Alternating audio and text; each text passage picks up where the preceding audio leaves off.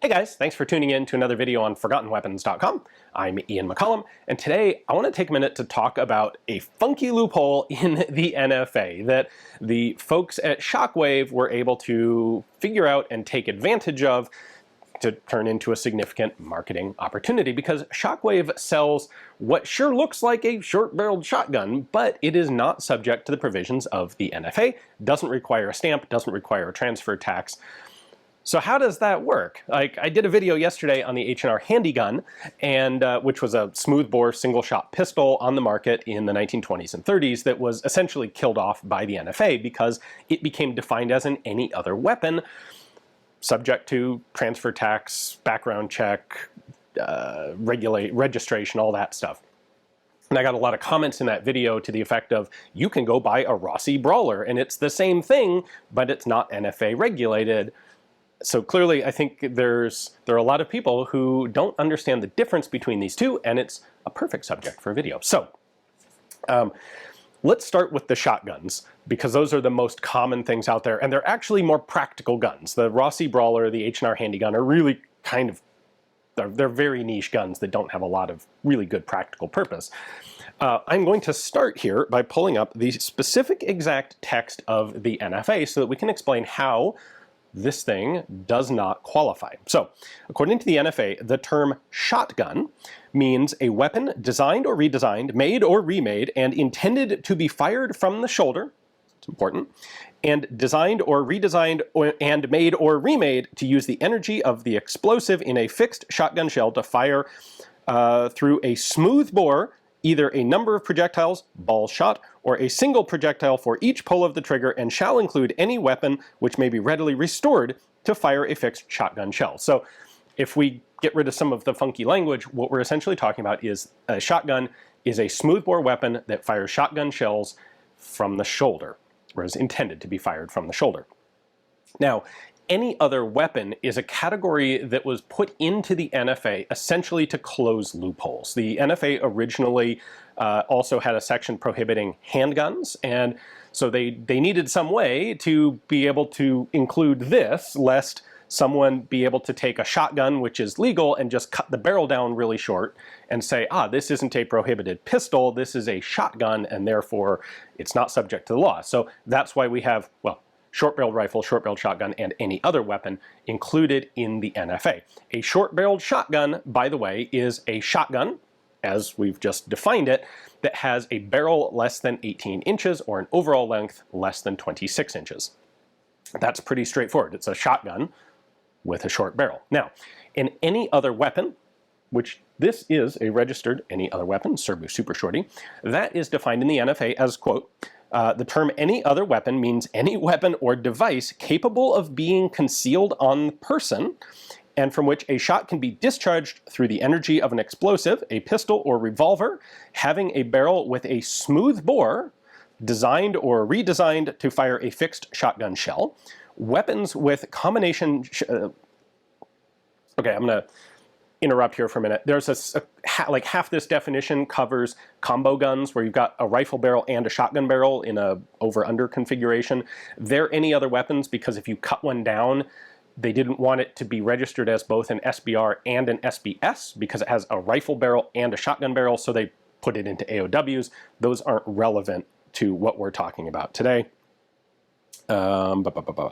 Such term shall not include a pistol or revolver having a rifled bore or rifled bores or weapon designed, made, or intended to be fired from the shoulder and not capable of firing fixed ammunition. The key elements to an AOW are that it has to be concealable upon the person. And this led to a number of other things that are lumped into the AOW category that are disguised guns. If you have a pen gun, that is an AOW. Even if it's got a rifled barrel, it's not considered a pistol, it's considered an AOW because it is concealable, because it doesn't look like a gun. That's why when you have things like the life card, in order to fire it, you have to open it up, and then it's got this very kindergarten-y, but legitimately gun-looking shape, and it is not considered a disguised firearm in fireable configuration.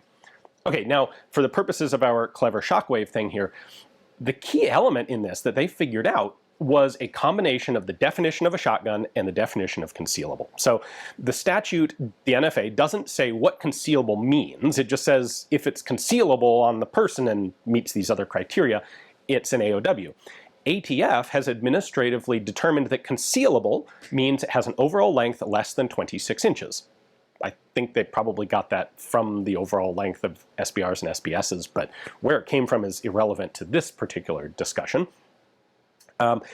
So if the gun is over 26 inches in length, it is considered not concealable on the person and cannot be considered an AOW. At the same time, the definition of a shotgun, as you recall, says that it is fired from the shoulder. Therefore, if a firearm was not designed to be fired from the shoulder, it cannot be a shotgun. And if it can't be a shotgun, it can't be a short-barreled shotgun, because a short-barreled shotgun is a subcategory of a regular shotgun. It sounds like an element out of The Princess Bride here. But you cannot believe that it is a shotgun because... anyway, all right. So what the folks at Shockwave realized is if they took a shotgun receiver that had never been built as a shotgun, never had a stock on it, it could not be necessarily defined as a shotgun. If they just put a pistol grip on it, something like that, well, it's not designed to be fired from the shoulder. It really kind of can't be fired from the shoulder.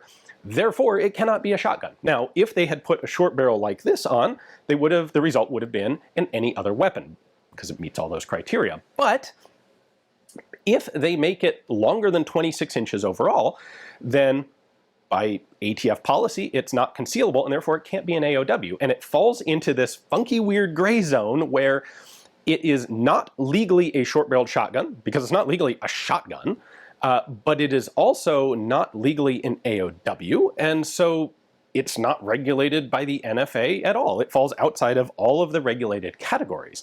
Now, it is still considered a firearm, so the Gun Control Act of 1968, which regulates things like our whole federal firearms licensing system, the 4473 background check stuff. This shockwave firearm does fall into that definition because, well, it's a firearm. It shoots shotgun shells. And the GCA doesn't really care how long or concealable or not concealable a firearm is. So what Shockwave ended up with is a gun that's just over 26 inches long, and it can have a short barrel. These typically have 14-inch barrels. You've got this sort of this sweet spot where you make the grip a little bit longer, sort of a bird's head style, well, a Shockwave grip. You put a 14-inch barrel on, you combine that with the receiver length of a typical pump-action shotgun, and you end up with an overall length just over 26 inches, but you can have a much shorter barrel, 4 inches shorter than the shortest typically available legal shotgun barrel. Now, exactly how useful this is up for some debate, because you end up with a gun that's still, I mean, it is by ATF's definition, and to some extent legitimately not concealable on the person because it's still over 2 feet long, and it doesn't have a shoulder stock, so you're just holding the thing in 2 hands. But they, of course, became quite popular because anything that is illegal or regulated is taboo, and anything that's taboo is highly desirable, and so people wanted this cool, like, ATF hates this one trick to get themselves a 14-inch barreled shotgun without having to deal with the NFA. Now, a quick secondary note similar to this, we have pistols that fire shotgun ammunition. This is there's a much simpler explanation for why these things are not any other weapons, and that is because the definition of AOW specifically exempts pistols with rifled barrels, because AOW is not supposed to include your typical standard handgun. So it basically only includes pistols with smoothbore barrels. In order to make a .410 firing revolver not an AOW, all you have to do is rifle the barrel. Now, this has negative consequences for the utility of the gun because the rifling in the barrel will damage the pellets as they transit through it. If it's real rifling, it will put a spin on your shot pattern, which will turn it into a big donut instead of a solid pattern. You'll get an empty space in the middle and pellets around the outside of a very large pattern. What these things typically do is they have a very slow rate of rifling, so it's almost just straight lands and grooves in the barrel, like this thing, and it's also got a very short barrel. There's not that much opportunity to start spinning pellets in that thing, and yet it still does shoot absolutely horrifically with shot. But you can chamber 410 in it, and it'll shoot, and at less than 10 feet, it'll hit stuff. But because it has a rifled barrel, it's considered a pistol and not an AOW, and that's what the Taurus Judge and all of the other guns like that do in order to avoid NFA status. So anyway, hopefully this has been an interesting and informative video for you. Thanks for watching. If you're interested in this sort of thing, I'll include a link to my handgun video down below if you want to check that one out. Thanks for watching.